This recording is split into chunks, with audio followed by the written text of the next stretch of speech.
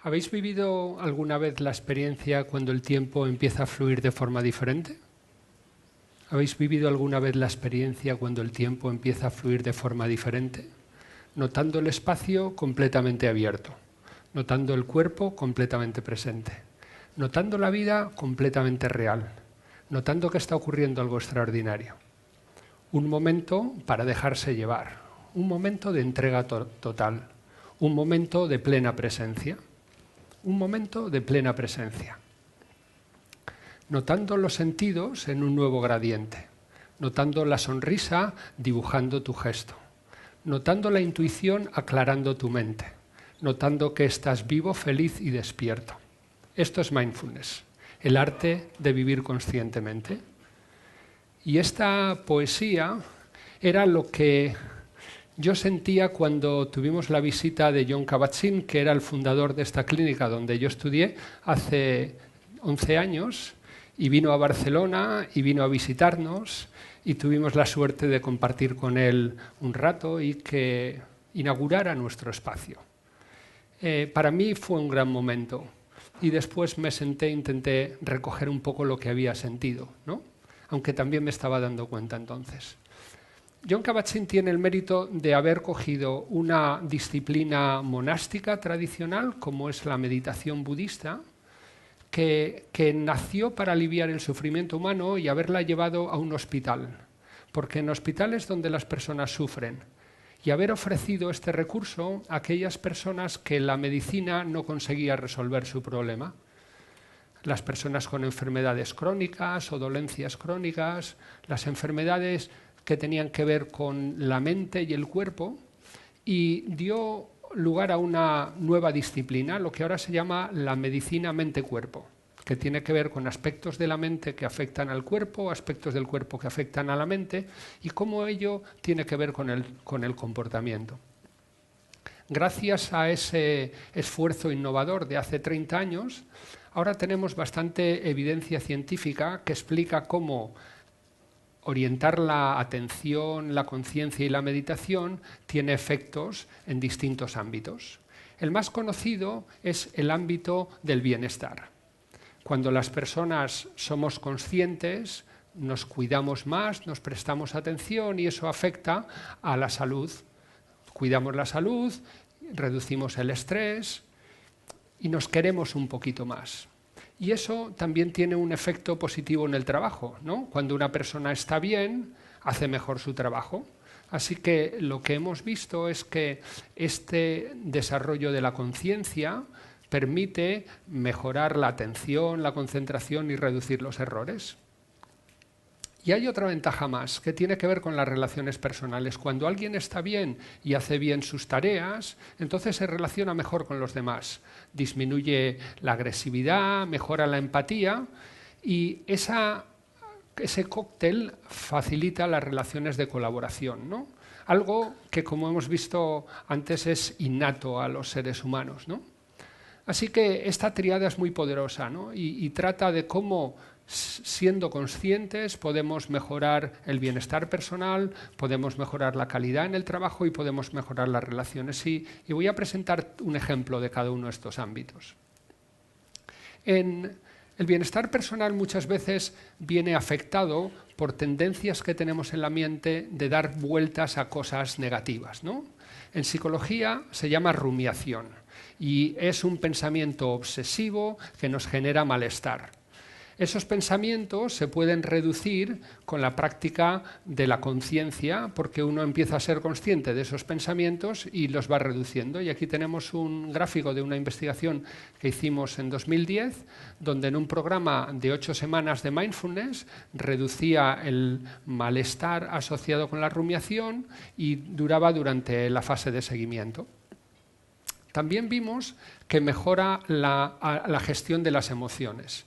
Esta es otra investigación que hicimos más tarde, en 2014, aquí en Barcelona, con médicos de atención primaria, y vimos que la alteración emocional que tenían los médicos tratando con los pacientes se podía reducir con un entrenamiento de 8 semanas de mindfulness y eso disminuía en 3 dimensiones, en la tendencia a la ansiedad, a la depresión y a la hostilidad, que son las emociones negativas que estaban asociadas con su trabajo, y mejoraba la actividad y disminuía la fatiga, ¿no? Y esto es lo que todos queremos. ¿Cómo podemos tener más actividad y estar menos cansados si disminuimos la cantidad de energía que dedicamos a gestionar la alteración emocional?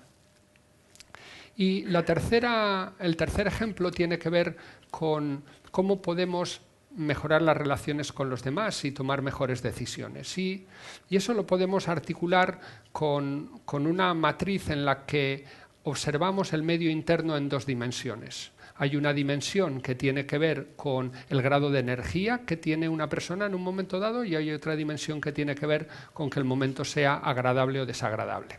Y para poner algunos ejemplos que os podáis ubicar, tenemos un momento de relajación cuando hay poca energía y es agradable, o lo llamamos excitación cuando hay energía agradable. Cuando hay energía y es desagradable puede ser un momento de ansiedad o puede ser un momento de frustración o de enfado, y cuando tenemos un momento de poca energía desagradable, entonces lo llamamos aburrimiento. Esto sería un poco la periferia de este mapa de los sentimientos, pero lo más interesante está en el centro, porque hay una zona óptima que no es exactamente el centro. Yo la he puesto un poco como la tengo para mí, pero que cada uno tiene que saber identificarla, y en esa zona es donde tomamos las mejores decisiones. En esa zona es donde escuchamos mejor a nuestros hijos, donde tenemos mejor relación con la pareja, donde podemos funcionar en un equipo, ¿vale? Donde se despliega la mejor versión de uno mismo. No demasiado excitado, no demasiado relajado, no demasiado aburrido, no demasiado ansioso o irritado. Entonces, la clave está en, primero, darse cuenta cuál es el medio interno y contar con recursos para poder recuperar la zona cuando hay acontecimientos o situaciones en la vida que a uno le sacan de esa zona. Y un gran recurso para ello es la práctica de mindfulness. Mindfulness, quizá algunos conocéis la palabra en inglés porque es una palabra que se usa normalmente, pero me gusta más cómo se expresa en chino, que tiene que ver con 2 ideas, la idea de presencia y la idea de corazón. Corazón como la parte afectiva de la mente, ¿no? En chino dirían que mindfulness, conciencia plena en castellano, es cuando una persona está presente de corazón, está viviendo un momento al 100%. Y eso es fácil de decir, pero requiere un poco de entrenamiento. Y el entrenamiento tiene 3 habilidades que tenemos que ensayar. La primera tiene que ver con tener una intención. El cerebro humano tiene esta tendencia a dispersarse, a ir de una idea a la otra fácilmente, con lo cual tenemos que cultivar una intención de estar más presentes, de estar más conectados con lo que ocurre en la realidad momento a momento, no dejarnos ir demasiado hacia cuestiones del futuro y del pasado. La segunda tiene que ver con cultivar una actitud de amabilidad ante la vida y amabilidad ante uno mismo. Muchas veces nos enfrentamos con la realidad, ¿no? Y creemos que luchando con la realidad se puede cambiar. En realidad las cosas que ocurren ya están ocurriendo. Y es más fácil adaptarnos a lo que hay y de esa forma establecer una relación que nos permita quizá cambiar las cosas del futuro. Así que tenemos el componente intención y amabilidad y luego viene lo más importante, que es conectar con la experiencia. La experiencia en el cuerpo y la experiencia de estar presente. En realidad lo que nos ayuda a estar presentes es recordar el cuerpo y sentir el cuerpo. Y eso se facilita mucho con la práctica. Así que, si os parece, vamos a hacer ahora una pequeña práctica. Yo no voy a proyectar nada, así que os invito a que llevéis la visión hacia el interior, que cerréis los ojos un momento y que busquéis una postura que os dé una sensación de dignidad, de estabilidad, la postura que sea. Y con la visión interior, fijaros en esa postura. Fijaros qué se siente habitando un cuerpo humano. Fijaros en el contacto con la silla, los pies con el suelo. Fijaros ¿Cuál es la experiencia en el pecho, en los hombros, en la cara? Fijaros cuál es el efecto de dibujar una ligera sonrisa en la cara. Si simplemente el cambiar el gesto con una sonrisa cambia la experiencia. Y luego vamos a llevar la atención a un proceso maravilloso que tenemos que se llama la respiración. Y fijaros cómo fluye la respiración por el cuerpo. Cómo hay una entrada de aire que llamamos inspiración, un momento que parece que da la vuelta y otro momento que llamamos exhalación. Y cómo este proceso implica al cuerpo, pero también tiene un efecto en la mente. Intentar poner la atención en la respiración, en algún sitio que lo podáis seguir bien, en las fosas nasales o en el movimiento del abdomen, acompañando con la atención a la respiración, como si en este momento fuera lo más importante, como si la vida dependiera de ello.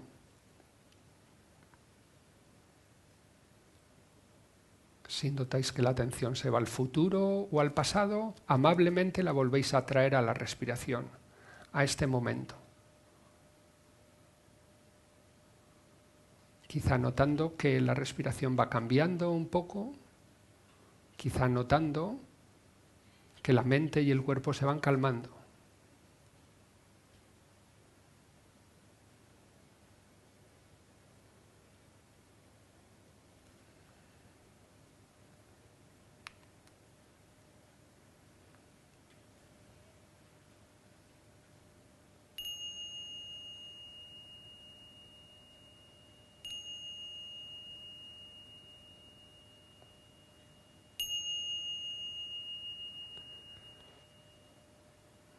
Y podéis ir abriendo los ojos y simplemente notar cuál ha sido el efecto de estos minutos de atención en la respiración. Y os daréis cuenta que cuando practicamos ejercicios que nos conectan con el momento presente, aparece una especie de bienestar interno natural, ¿no? Una tranquilidad, una relajación, ¿no? Es como que el cuerpo recupera un poco esa armonía.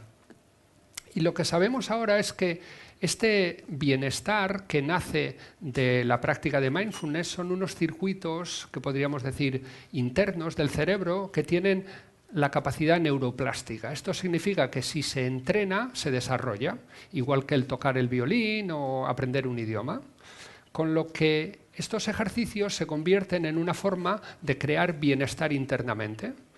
Cuando uno toma el hábito de dedicar unos minutos al día a hacer estos ejercicios, empieza a generar una fuente de bienestar interior. Y esta fuente de bienestar interior, además, afecta a otros motores del bienestar interiores que tenemos. Y otro es la resiliencia. La resiliencia es la capacidad de vivir en la adversidad, de funcionar en la adversidad e incluso de crecer en la adversidad, ¿no? Para poder ser resiliente necesitamos ser conscientes, ¿no?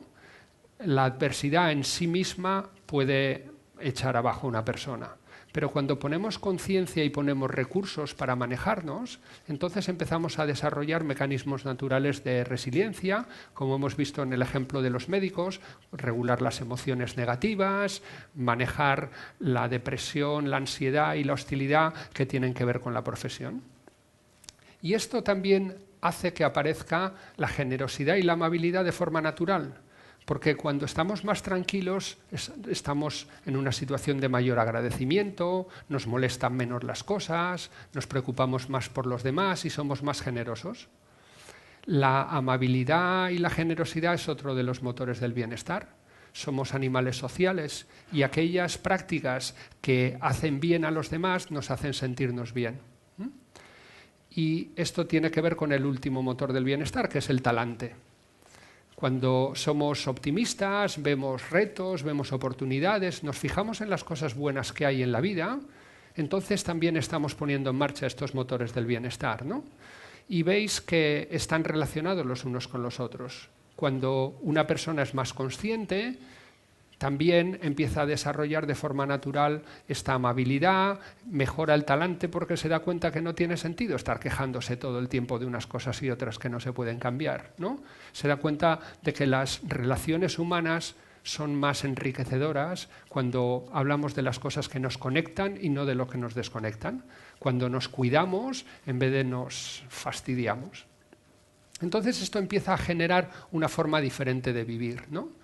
Y no es una cosa nueva, ya lo sabían los antiguos, ¿no? Michel de Montaigne, que es un filósofo conocido, francés, escribió esta poesía que dice: cuando bailo, bailo, cuando duermo, duermo, y cuando camino por un bosque, si mi pensamiento se distrae hacia asuntos distantes, que es lo que llamamos mindfulness, lo conduzco de nuevo al camino, a la belleza de mi soledad. Él practicaba mindfulness a su manera. Y esta idea ha sido ahora retomada por una marca de automóviles que ha hecho un anuncio muy interesante que está rodado precisamente aquí en Barcelona y que vamos a ver ahora. Cuando trabajes, trabaja. Cuando descanses, descansa. Cuando pedales, pedalea. Cuando bailes, baila. Salta cuando saltes. Y cuando grites, grita. Si tienes que pelear, pelea. Cuando ayudes, ayuda. Y cuando lo intentes, de verdad inténtalo. Cuando avances, avanza. Cuando juegues, juega. Y cuando sueñes, sueña. Cuando ganes, gana. Y cuando pierdas, sobre todo cuando pierdas, pierde. Cuando conduzcas, conduce. Me parece genial que una marca de coches de éxito, ¿no?, haga un anuncio sobre cuando pierdes, pierde, ¿no? Parece que todo es ganar, pero no. Perder es muy importante, porque si uno pierde con conciencia, aprende. Si uno gana con conciencia, no se lo cree. Si uno juega con conciencia, disfruta. Si uno descansa con conciencia, realmente descansa. Y el problema un poco que tenemos es que intentamos hacer todo mezclado, ¿no? Así que la clave para mí es perder o ganar no es lo importante es vivir conscientemente, porque eso es lo más interesante en la vida. Así que muchas gracias por vuestra atención.